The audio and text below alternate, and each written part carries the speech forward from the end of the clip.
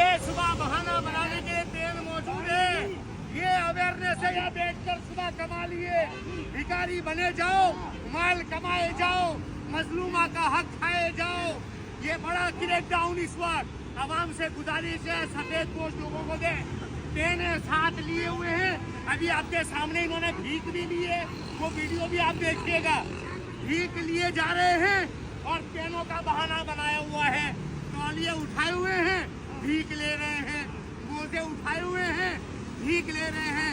और आज इन बेगर्स पर बड़ा क्रैकडाउन, ग्रैंड ऑपरेशन अभी पुलिस के साथ होने वाला है। आवाम से गुजारिश है, ये बहरूपी है जो लोगों से पैसे मांगकर मजलूमों का हक खा रहे हैं। खुदारा इनको पैसे ना दो, इसके बराबर में बैठ कर ये देखें, पैसे ही पैसे, पैसे ही पैसे।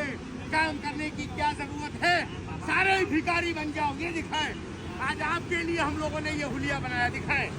बाबा बन गए, बाबा बन गए।